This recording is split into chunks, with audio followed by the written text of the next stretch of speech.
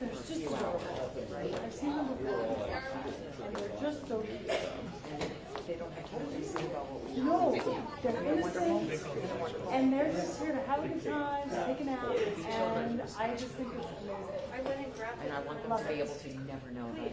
I love it. It's the thing that makes me the most sick. Deliberately traumatized. Thank you. I like want to jump out of the We all thought it was awesome, but probably not with that amount of shade. I mean, that's really forced. If one goes, then the other holds. yeah. So those are kids of people who work at the building? I believe Is that how that works? I believe so. There's a daycare there. Or more than 40 days? I know one of whenever we're here, I feel like I always see them come through, and they're really cute. They're so cute. One of I was like looking into the car, and as it's going Does he have a car, office there here? like crumbles I've never of been the upstairs. coming out of the like falling out. I just think he always. I've never been in this building before. His Ripley's office is at the trade center downtown. It's not very good. I just came back. I don't know. Because the trade center's not a federal building. No, but this is. I just assumed he always did it here because they have security. Does Wyden have an office in this building? He does. Yes. Is there Wi-Fi we can get on, or? No, there's not, no worries. unfortunately. Hi, how are you? Good, how are you? Hanging in there like everyone else. Listen, yeah. What a day, huh? I woke up to racist being posted by He's taken that down now. Oh, It's a big okay. misunderstanding. Oh, Out okay. of the truest graces Yeah, of his Of heart. course, because screenshots aren't correct. He had come to After Jesus. Caroline Bowden first admitted to creating it a year ago and saying it wasn't I had to put the racist, cover on the hook. then they decided to take it down and blame it on a staffer for posting it, which admits that the staffer is posting it. Always a scapegoat. That was what I heard on the drive over. There is always someone to blame. They're taking it down and blamed a low-level White House staffer Who has access to who has his true access social to his accounts? true social. Huh, weird. I'm sure it's But maybe it is, and also which one is more troubling? Yeah. all of it. Do we Low-level have to pick staffers have one? access? Where were you? Do low-level staffers of the senators have access to his social media? Who posts his cool videos on Instagram? Mostly one staffer. Oh, yeah. Is that how it works? Like one. And it doesn't get posted without the senator's approval. Right, I'm assuming. exactly, So, yeah. do you really think that Trump would Well, that's allow the thing. anything to go out That's without where I'm his- like, I am troubled if it's that he approved it, and I'm troubled if it's that a staffer had access without him approving it. Both of those options trouble me. Every staffer has access because he can't post 24 hours a day. He can only post for 23 hours But a day. again, So someone has to If take up that he 1 hour did, he it would naps. also explain. Like that's where I'm like, these The are first options. racist thing he's ever stated. No, but that's what I mean. Like if he's not sleeping because he's too busy on social media, that is troubling, but would explain some things. Or it's that that's not happening and lots of other people are posting, which is also troubling because that's It's not what he both. says. It's both. It's that he's not sleeping because he has dementia and his sundowning. His circadian rhythms are all messed Well, he up. said he naps during the caffeine use. Yes, but at 11 in the morning, that's his prime sleeping time. I liked when he fell asleep standing up. That was impressive. Or that when he ignored the guy that collapsed He inches didn't away from ignore him. him. He just made sure he stood there He awkwardly. was like, yeah, no, he was just like, I'm not here and this isn't happening. Let's go look at where my ballroom will be. Every single day he gets One of worse. the other things my co-host was like, did you see that? He showed it to me. It's one of those things, and then Tim Scott tweeted, I really hope that this was fake. It's a fake post. It's not a real Post? someone. What? Someone How do you? faked it. What does that mean? It's AI. Oh, They even AI'd the post, making it look like Trump posted it, because it didn't look. I see. So And you're it's saying like- that like the Democrats posted a screenshot, and it's not So really there. what but they're it was saying there. is, You couldn't go check yourself. because they live in the conspiracy bubble, And everything. somebody made somebody hacked his account. No, but Caroline Levitt admitted Oh, I know. to making it, saying it was a 1 minute. It's the ending of a 1 minute video where she put the Democrats' faces on all the various line members a year ago. That's what she said. Yeah, but The also video she was made a year ago. Uh-oh, they're gonna crash. Oh my goodness, we're gonna have a traffic jam. What's gonna happen? Just don't cross the streets and we'll be okay. Oh my God.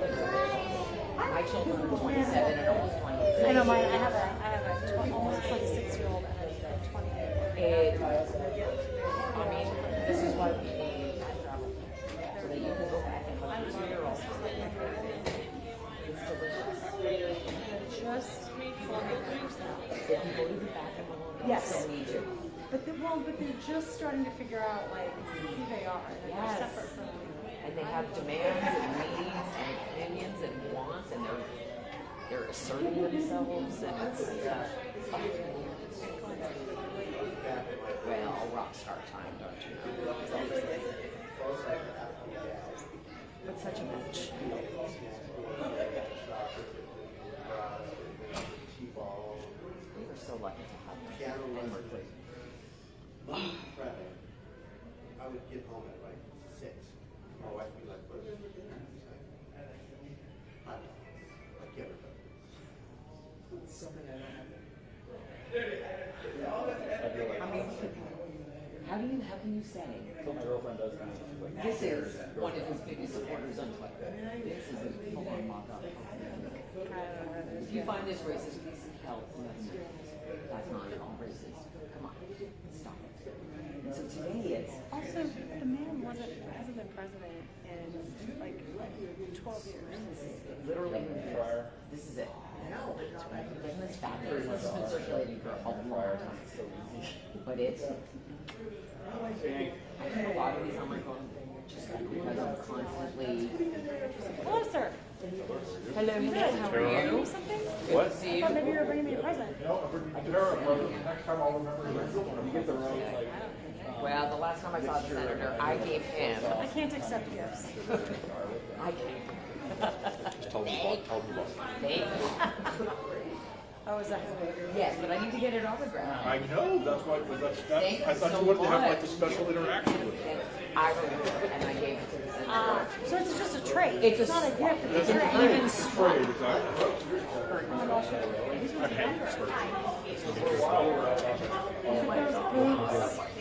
Always been- Boots. They are Oh my goodness. They're okay. They're just like, they're not, I think they're not used to seeing people wearing them. Hi guys, I'm so cool. Have so much fun today. Cutie pie. Hi, sweetie. Hi. You look fabulous in the orange. I'm so sorry. I only flirt with younger. I lean younger. She likes a much younger boy. Oh my I'm gosh. such a Jewish mother. Like I want all of them to come home with me. I want to feed them breakfast. I'm not Jewish and I would do that. I make delicious French toast. With pomegranate. We have a lot of people waiting for this So presser. excited to have this. Where's Peach Duffy? Oh, is that what's going on? What's happening? The senator's over there. Oh. Must be going through notes.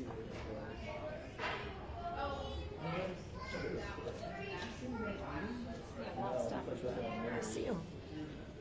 There's his security is here. Oh no, I know. Yeah. But then I recognize some of the stuff. Yeah, me too. My cookies too. Good around the face. Well, yeah, and you start to recognize the security detail. Yeah. We went to a Wyden thing, and it was the first time I'd interacted with her security detail, and I was like, oh, there's security here today. That was weird. I'm not used to the Congress thing happening. It's not surprising, but it was, I was a little caught off guard. It was Just a little bit of a card now that we've been addressing my a little bit, but I think they're always taking it seriously. Yeah. Which is kind of interesting. But I at first was like, who's this guy suit in Muslim library? And he was just standing around, and I realized because I was.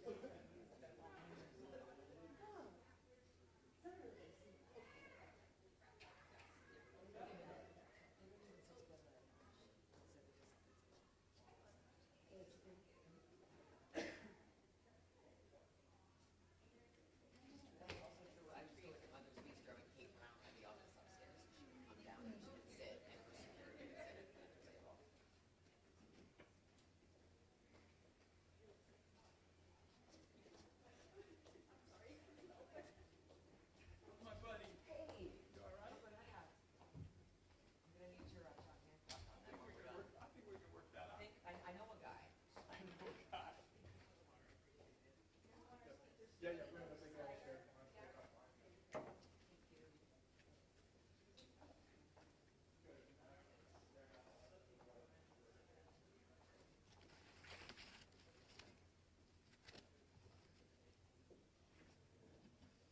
Where are all my speakers? I got to have my speakers.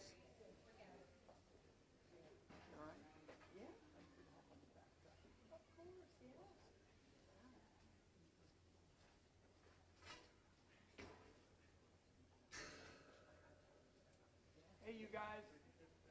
I want all you cool people up here with me.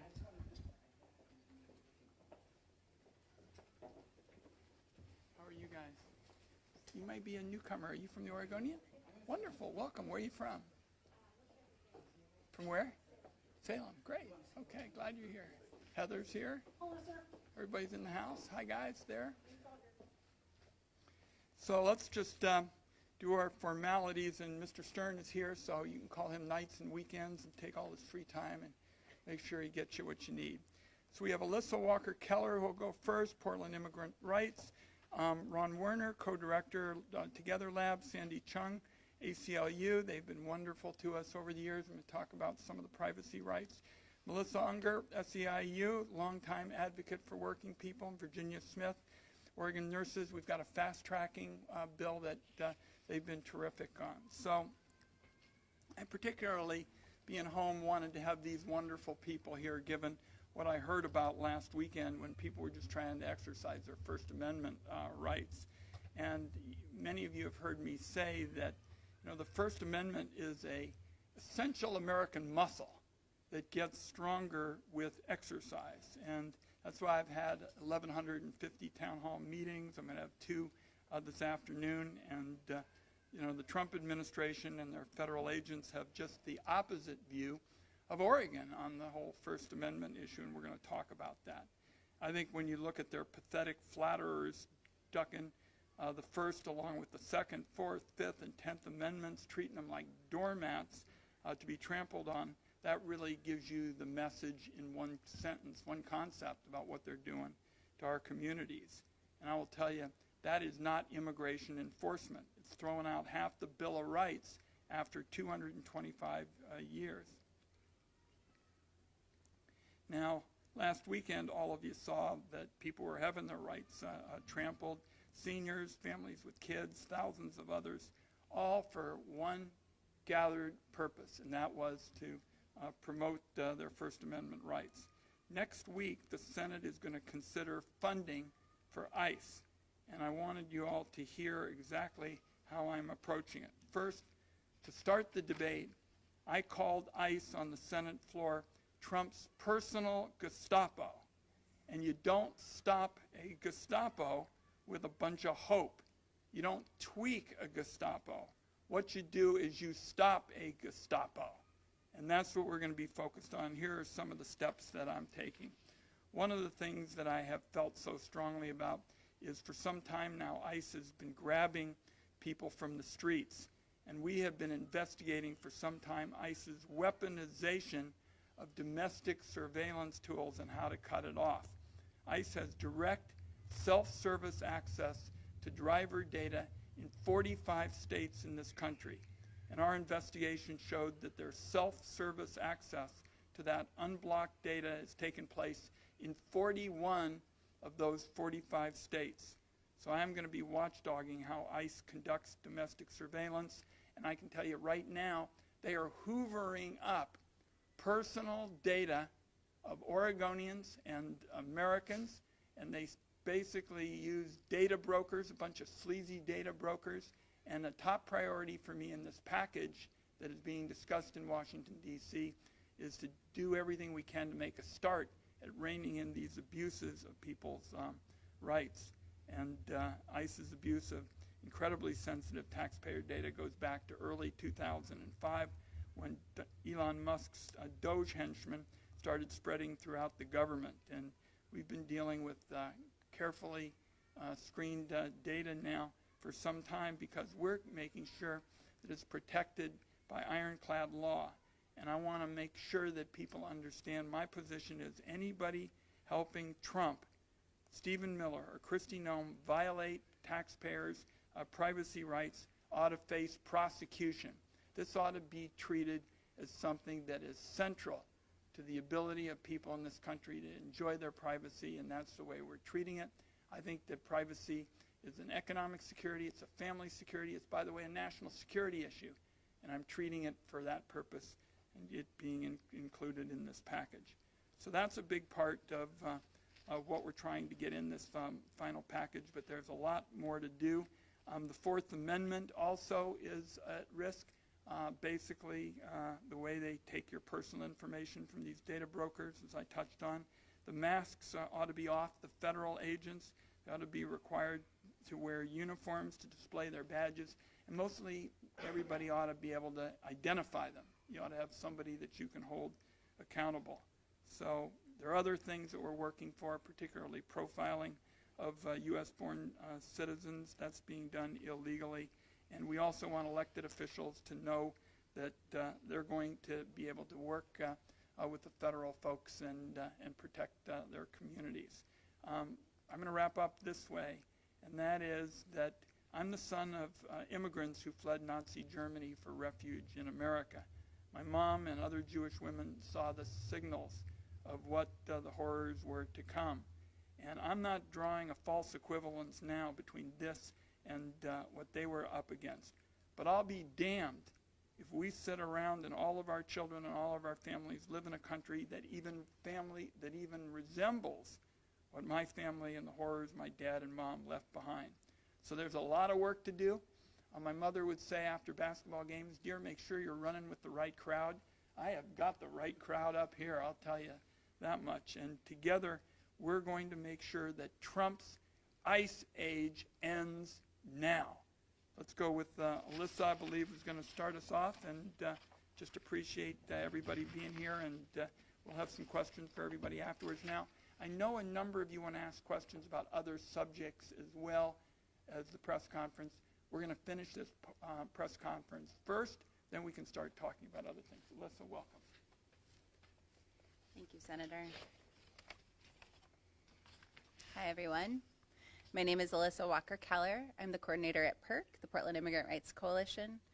And my message today is to all of you regular, everyday Oregonians. I want to thank you because you've been advocating, calling your electeds, calling our hotline, and showing courage. And I just want to take a moment to say, keep going because it works. Oregonians are brave. They're resourceful, smart, and a little weird. We love our home, we love our community and our neighbors, and we also know when we're being sold a bill of goods about what the federal government is doing in places like Oregon. Most of us trust the evidence of our eyes, ears, and hearts, and we know that when an overfunded but undertrained militia like ICE is sent into our towns to steal our neighbors and suppress dissent with violence and intimidation, that's wrong. That hiding behind masks and weapons and cars without license plates to disguise the cruelty and lawlessness of their actions is not law and order.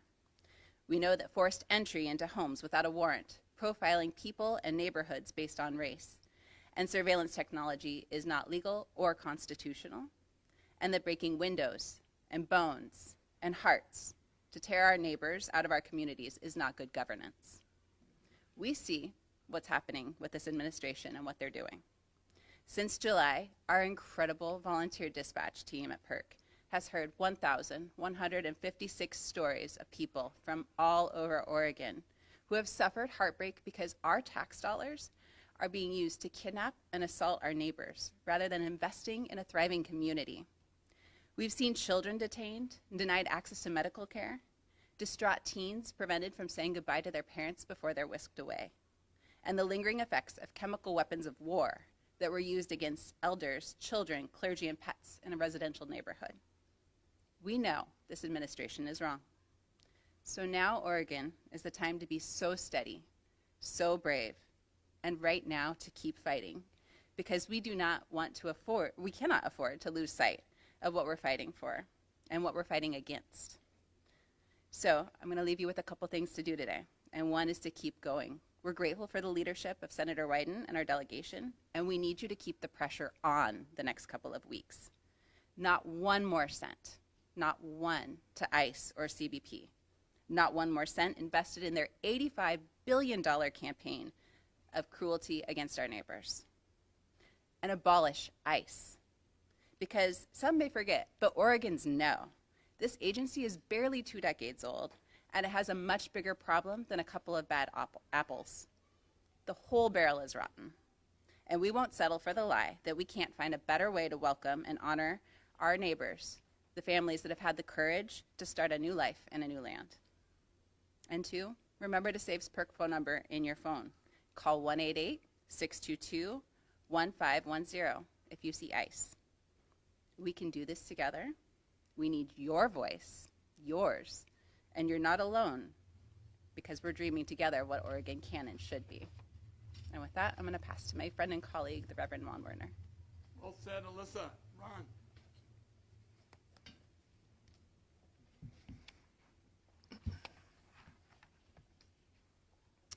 Thank you, Senator. Thank you, Alyssa. Thank you, colleagues. Up here, I'm Reverend Ron Werner, Jr., I'm a Lutheran pastor and co-director of Together Lab, where I get to work with hundreds of congregations around the state of Oregon. 2 weeks ago, after we learned of the killing of Renee Nicole Good and the shooting here in East Portland, we gathered 200 clergy online on a moment's notice to grieve together, to send messages of care and solidarity to our siblings in Minneapolis, and to tell stories about what's happening in our own neighborhoods here in Oregon. As clergy, we're with people during the best of times and the worst of times.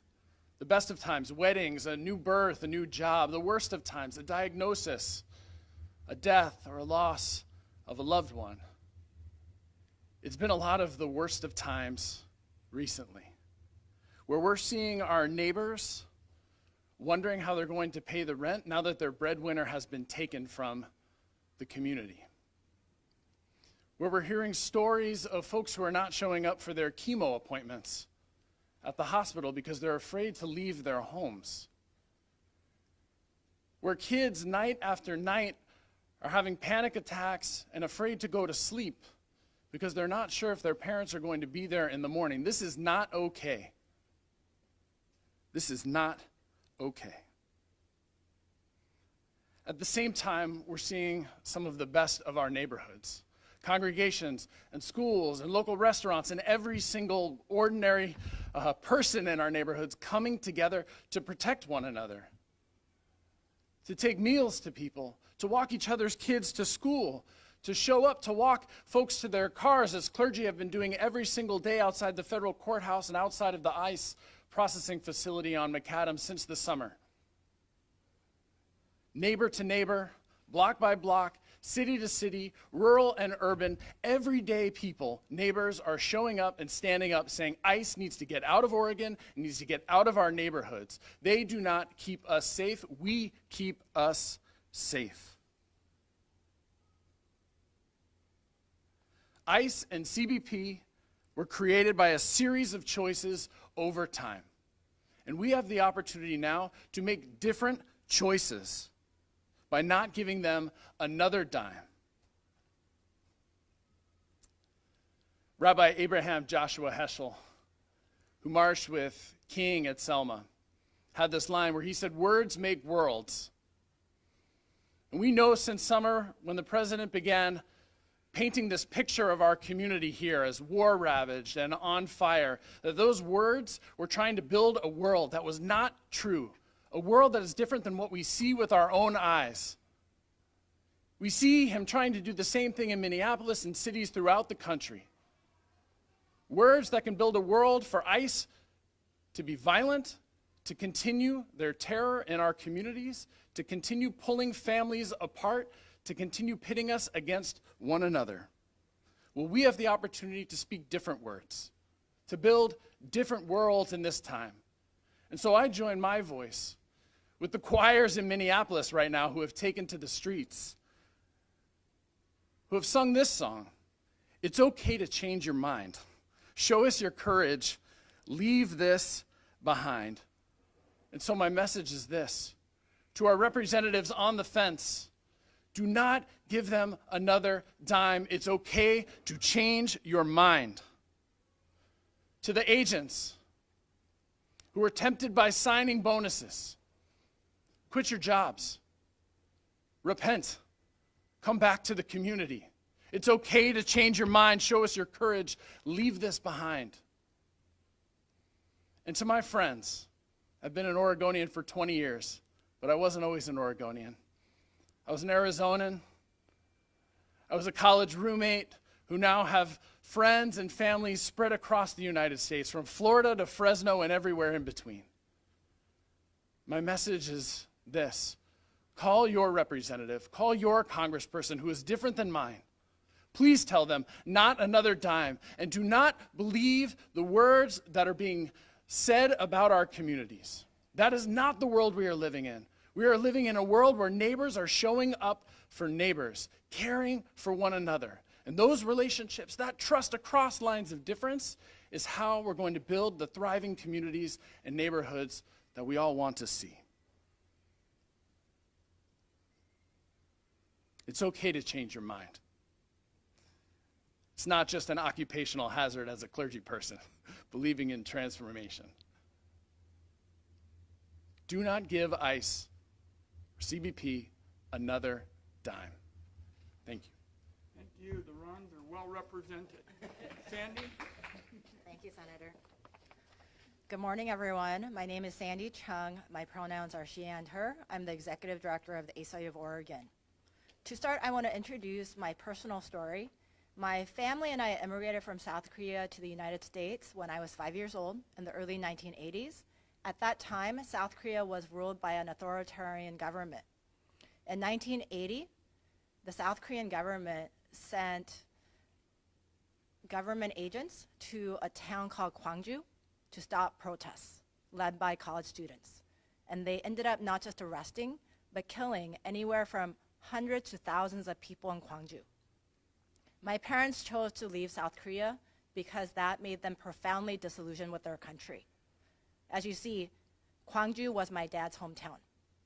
What I know from South Korea's history, in fact, its recent story last year, is everyday people, through peaceful protest, working with lawmakers, can stop presidents who want to be authoritarian dictators, and the people can win. The ACLU of Oregon's more than 51,000 members and donor supporters across Oregon care deeply about our democracy, civil liberties, and civil rights. Our members believe that the rule of law and our constitutional rights are the foundation and heart of our country. We are very alarmed by what is happening right now in our country. Through the abusive and unlawful actions of ICE, the Trump White House is attacking the rule of law, our basic constitutional rights, and everyday people across our country, immigrants, refugees, and US citizens alike. The ACLU has offices in every state across our country, and I'd like to share what is happening in our communities, not just in Oregon, but across the country. ICE is forcing their way into people's homes, oftentimes without warrants or any other lawful reason, to capture and hurt people and families. ICE is capturing parents and kids at or near schools. ICE is capturing people near hospitals and healthcare clinics as they try to get medical care. ICE is capturing people in their workplaces. ICE and other federal agents are using unjustified, horrific levels of violence against immigrants and US citizens, legal observers, peaceful protesters, and journalists. Indeed, last Saturday, federal agents at the Portland ICE facility attacked peaceful protesters, many who were families with their kids and pets, with tear gas and other munitions. I want to note, this week, the ACLU of Oregon obtained a temporary restraining order from the federal court that told ICE that they could not use violence of this type against peaceful protesters and journalists. However, a federal court should not have to tell federal government agents to stop using indiscriminate violence against everyday people who are peacefully protesting on the streets. We are also hearing from Minnesota partners that even after the brutal killings of Renee Good and Alex Preddy, ICE agents are continuing their spree of terror in Minnesota under Trump lackey Tom Homan. it is increasingly clear that ICE is the biggest threat to public safety across America, and they must be stopped. The ACLU of Oregon has 3 specific requests of our lawmakers. First, Congress must say no to any more funding for the Department of Homeland Security, which includes Customs and Borders Patrol and ICE. Second, Oregon lawmakers must pass House Bill 4138, the Law Enforcement Accountability and Visibility Act. This bill would require all law enforcement agents operating in Oregon, including ICE and Customs and Border Patrol, to visibly identify themselves, who they work for, and to unmask. Third, Oregon lawmakers must protect the privacy rights of Oregonians from companies like Flock that are being used by agencies like ICE to spy on and track everyday people, immigrants and US citizens alike. Senator Wyden already took actions available to him to protect Oregonians from companies like Flock, and we call on the Oregon legislature to make these protections stronger by putting them into our state laws. Last week, we learned that the White House had been planning to surge ICE agents to Oregon, similar to what they've been doing in Minnesota.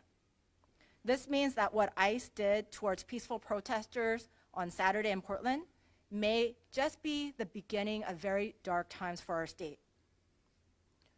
To stop this, we must act in solidarity with people and communities across America, and all of us must do everything we can to stop ICE's violence and terror. Everyday people must continue to speak out peacefully, to call our lawmakers, and to help our neighbors. And lawmakers must use every tool available to them, including stopping funding and passing laws that protect all of our people and our democracy. Thank you.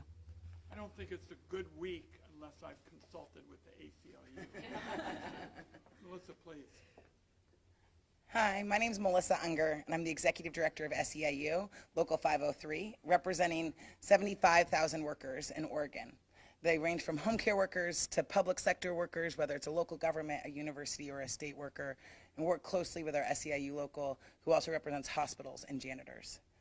Our members are the people impacted by this every day. Whether they're lived in Oregon every day of their life or they immigrated here, they're feeling the impacts of ICE. And I want to ground this in the story of one of our members that happened just a week and a half ago. Her name is Maria. She was driving. She's a home care worker. So that means she cares for people in her home. She cares for her grandchildren who are very ill. And she was driving to go pay her rent and to pick up a birthday cake for her 14-year-old grandson that day. And as she was driving, she noticed that she was being followed by a car that didn't have a license plate. Within minutes, it happened where the car put their lights on, she got boxed in, and she was pulled over. She had no information about what was happening. The people got out of the car. They had vests on that said police. They started banging on her window, telling her to open her door. She was scared. She has asthma. She didn't know if tear gas was going to be used on her. She watches TV like everyone else. When she didn't respond, they broke her window and pulled her out of her car. She has injuries that were like, she went to the hospital later that day with a torn rotator cuff, a concussion, and bruised ribs. They then started to go through her car. They found her purse. They emptied it. They saw a passport, and they walked away. And they left her there with no resources or no help and injured on the side, like in a parking lot. She then called her daughter, who happened to be on the phone with her union. And I think that part is important because the reality is this is happening to people every day here in Oregon, and they may not be part of a union. They may not have a place that knows exactly what to do to call PERC, to get legal observers, to send people to support her, take her to the hospital, and make sure her story gets told. There is stories like this happening every day, not just in Minnesota, but in our backyard here in Oregon. And not all of those stories are being told. And so as we think about what we need to do, that story is about what is happening in our backyard. And so today we're here, and with our support of congressional delegation saying, like, this has to stop because it's making our members, our community members, our neighbors unsafe. And that's a choice. And people can make a different choice. We can change this outcome by making a different choice and choosing not to fund this agency that continues to wreak havoc across our state and across our country.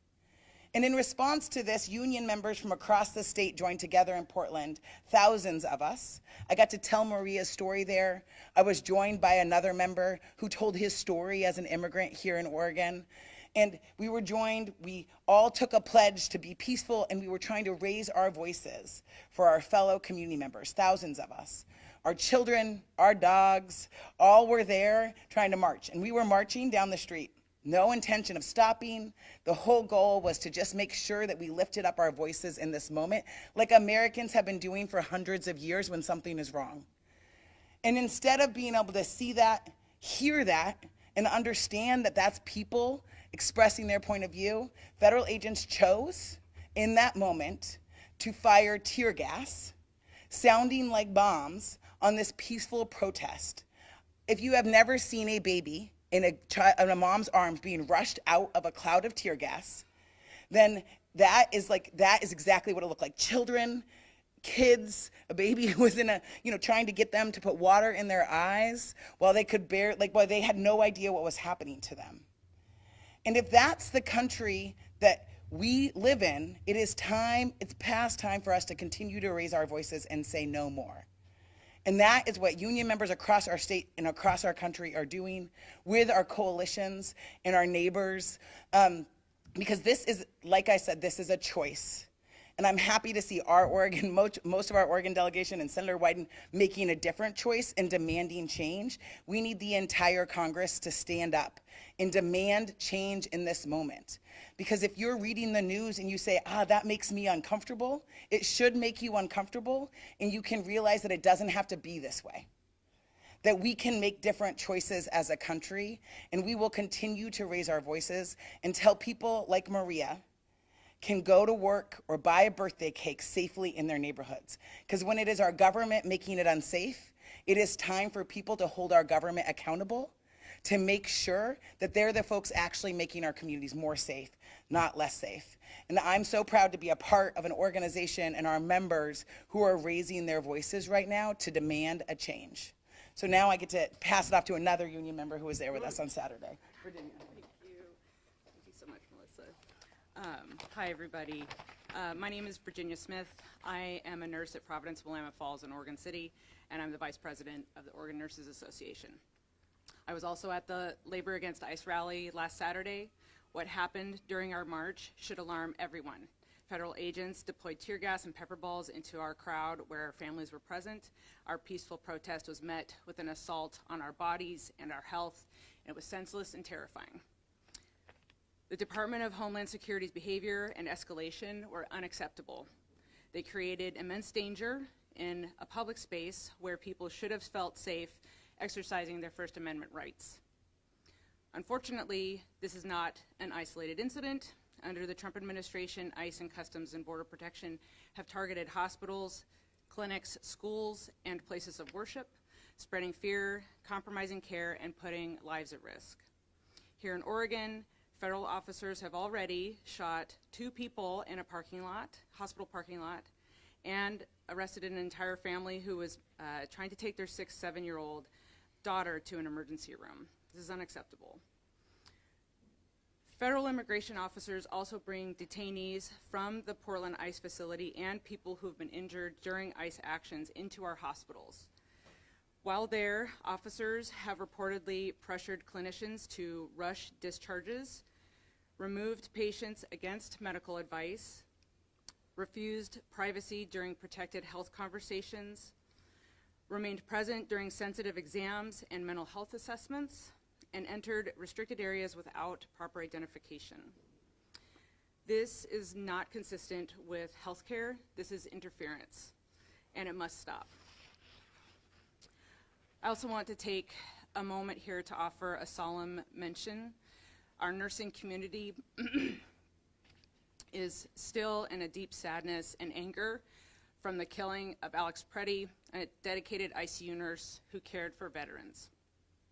We mourn Alex's loss, we stand with his loved ones, and we recommit ourselves to ensuring that no nurse, clinician, or patient ever faces violence in places meant for healing. We carry this work forward in Alex's name and honor everyone who has been harmed or traumatized by the violence of federal agents. We are in dark times, but there is something we can do right now. In Oregon, we can pass the Healthcare Without Fear Act. This legislation holds federal agents accountable when detainees are brought into hospitals. It protects patients and caregivers the moment they walk through the door. This bill is a promise that Oregon hospitals are safe spaces, that violence and intimidation have no place in healthcare, and that caregivers can do their jobs without fear, and that every patient, regardless of status, is treated with dignity and humanity. I want to thank Senator Ron Wyden for being a voice against ICE and CBP in Oregon. We need ICE out of Oregon. We need to cut their funding. Protect immigrant communities, protect our patients, and protect our caregivers. Thank you. Virginia, thank you. And let me just mention what happened last week in the Senate, because it was a prelude to where we are. There's discussions going on. I described some of my work in terms of accountability and masking and making sure that kids were safer and the like. But the important vote last week is one I want Oregonians to know I consider to be one of the most important votes I've cast in my time representing Oregon in the United States Senate. And I voted for the measure to not give ICE another nickel. Okay? That's where it is. Questions? You had 5 terrific people, sort of the all-star team in terms of people's voice are heard and justice is done. So feel free to ask them questions, me questions, and when we're done with this subject, we'll go over on the side and talk about other things people want. But we're going to make sure that this topic is recognized for the enormous importance. Anybody questions? Yeah. I think the question everybody has is, how does this stop? Because Democrats don't hold the majority. Do you feel you have enough Republicans to vote with you, especially after that horrific racist video that Trump posted with the Obamas? Some Republicans are now denouncing it. Do you think that they are reachable, or they're always going to choose loyalty to him over our country? Well, first of all, with respect to that video, it is absolutely disgusting. And I'm not sure at this time if you can even find adjectives to describe what goes on, there. I guess they're saying somebody else did it or something like that. I want to see somebody actually fired and held accountable, and I'm going to insist on it. Okay? Other questions? Heather. I want to go back to what you said about the privacy concerns. That was one of the things you mentioned as far as your reasoning for voting against ICE. You said that ICE and CBP and federal agents have self-serve access, as you put it, to driver data in 41 states. First of all, is Oregon one of those? Oregon has had the problem in the past. They have said they're working on it to get it resolved, and I believe that that's where it is. I'm going to stay at it until we cut off all of these major, portals for ripping off people's rights. I mean, these data brokers and the way ICE is hoovering up people's private data is outrageous. And this is an area I've spent a lot of time on. One of the bottom lines is passing a bill that I passed in the House. It's called the Fourth Amendment is not for sale, Heather, and that will be a major step forward. Can you be more specific on what data, how are Personal data. DEQ, Personal. cameras, what are we talking about? It's personal data at so many offices in this country that keep that data on Oregonians and are required to protect it, and they aren't. It started when the Trump people came in with Doge. You all recall that when I learned that the Treasury Department was involved, I made sure that we exposed that, and that got us a little bit of protection. But I will tell you right now, the data of Oregonians is at risk, and I'm staying at it until we protect it. One more question. Great, thank you very much. And if I can get my friends, because they've all been so persuasive and y'all been kind of shy, They might stick around for a couple of minutes if any of you have questions for them. I will as well. Some of you asked about other subjects that you called Mr. Stern about the CIA and other things, and we can go over there. You guys are stars. Well said. Not a dime.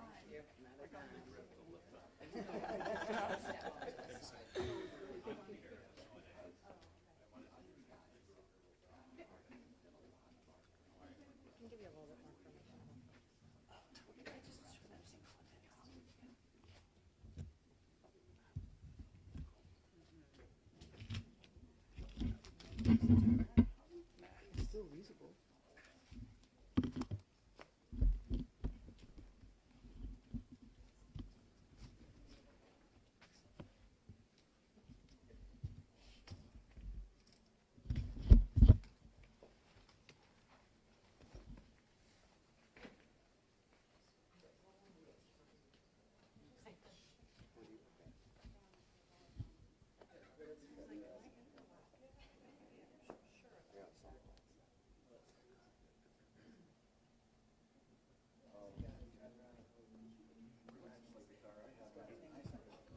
Got to be sitting like this, man.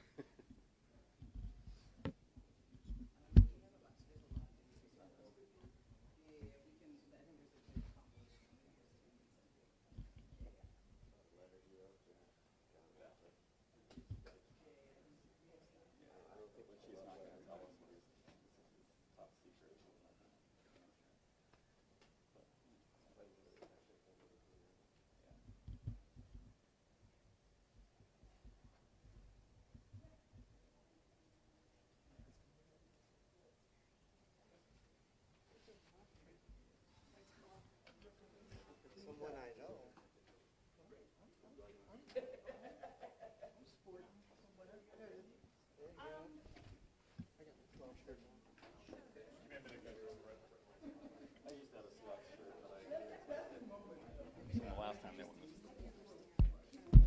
I think I still have that sweatshirt from the Super Bowl. I was doing the story on the printer that prints the t-shirts, and they have to wait until the game's over to start printing them.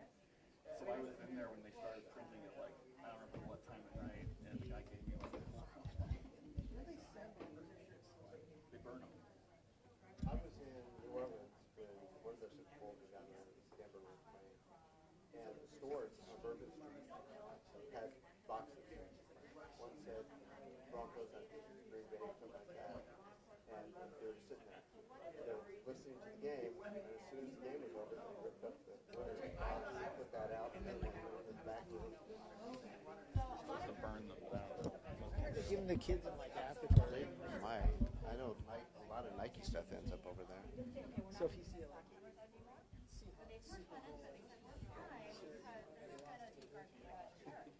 And then what they actually learned is the way it operates. It wasn't quite that way. And then they were like,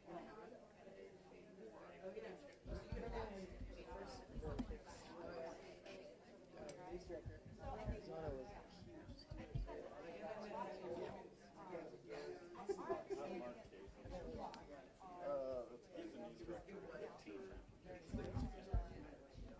So my family's in Denver and Seattle, and so when they played and Seattle won, all my friends in Denver, all my family, and they needed to show their stuff.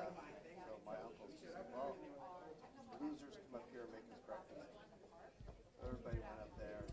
They expected my family to show up and process stuff, and to show up in Seattle stuff. I don't want to make them breakfast. My family is everywhere. I went to Arizona. My mom went to Boise State. Her dad went to Washington. Her brother went to Dartmouth. Someone went to U of T. And it's just kind of like we all come to support whoever's playing, although I now hate the Huskies because they stole my football coach.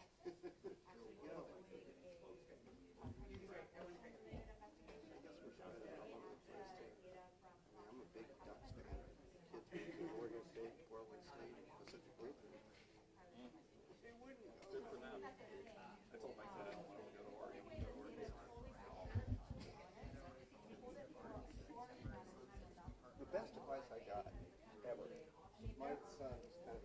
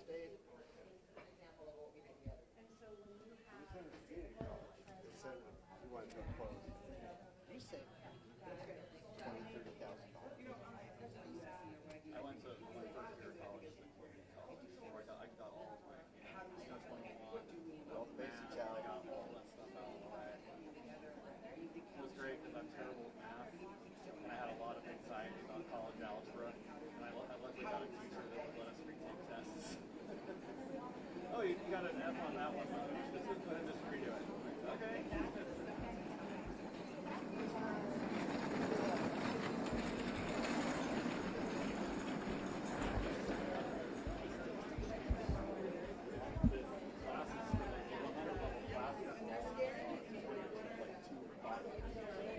Check, check. Here we go.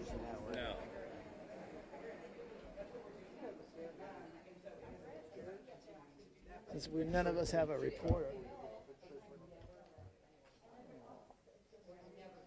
What happened? That was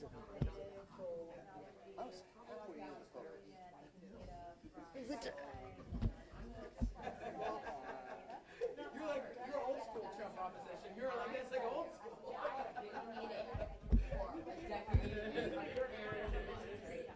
Check, check. Secondary interview. Check, check.